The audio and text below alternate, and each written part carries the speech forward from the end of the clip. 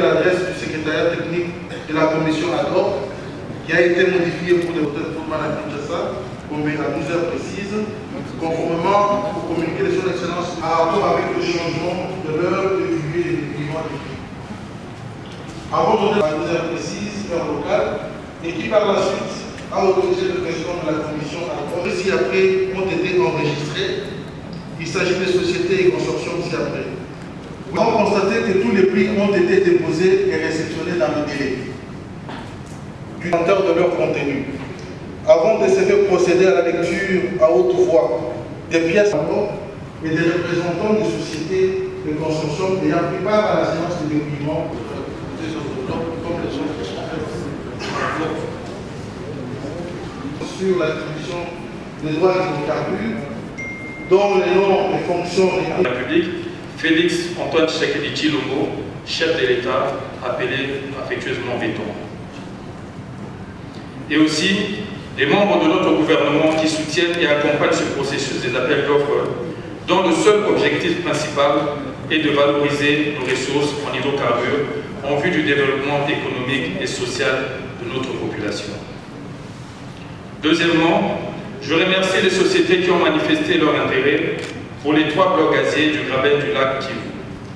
Soyez très rassurés que notre processus des appels d'offres demeure public, transparent, impartial et concurrentiel en vue d'aboutir à des partenariats gagnant-gagnant dans l'intérêt de toutes les parties. Les chances sont donc accordées à toutes les sociétés et aucun acte de corruption ne sera toléré. Mesdames et messieurs, l'exploitation de gaz méthane contenu dans les eaux du lac Kivu, lequel représente un risque permanent d'une catastrophe naturelle, est une exigence sécuritaire pour la population congolaise vivant dans le voisinage direct du lac d'une part, et d'autre part, une réponse aux besoins énergétiques des 2 grandes provinces de notre pays, à savoir le Nord et le Sud Kivu.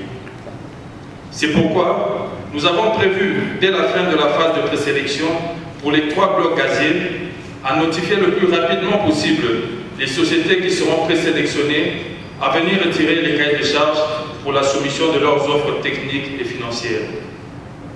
S'agissant de la phase sélection, la commission ad hoc en charge des appels d'offres, que je tiens à féliciter, créée au sein de mon ministère, travaille avec diligence pour parvenir à la signature des contrats de partage de production d'ici la fin de ce mois d'octobre 2022.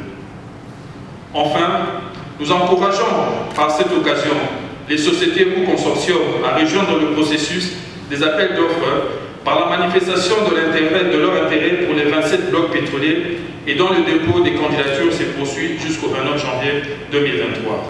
Des présents appels d'offres, j'ai fait procéder à l'ouverture des prix relatifs aux 3 blocs gaziers du lac public.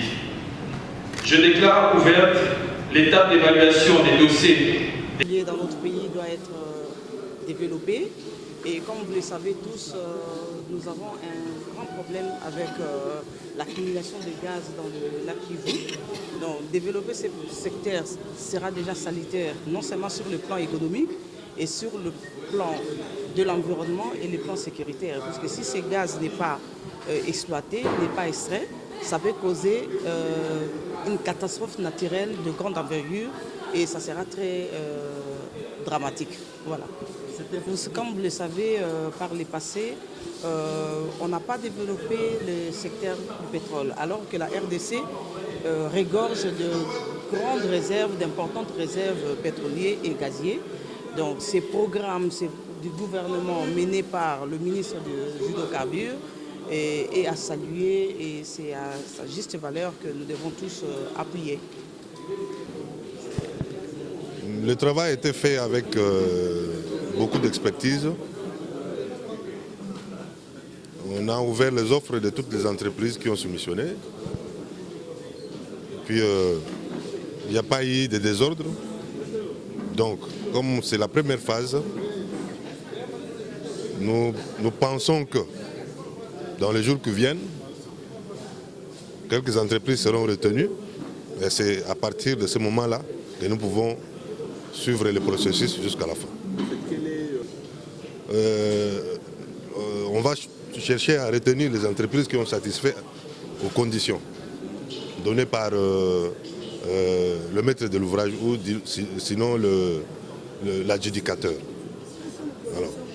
Il fallait avoir tous les documents sur le plan administratif d'abord, 2 sur le plan financier et 3 sur l'expérience en ce qui concerne l'exploitation du gaz méthane. De la commission, je ne peux qu'être satisfaite pour dire que la procédure a été respectée et les processus d'ouverture des plis s'est fait en toute liberté, en toute transparence. C'est exactement ce que veut le président de la République, 0 corruption sur tous les niveaux et à tous les niveaux. Et c'est ce que nous faisons, nous, au sein du ministère des Hydrocarbures.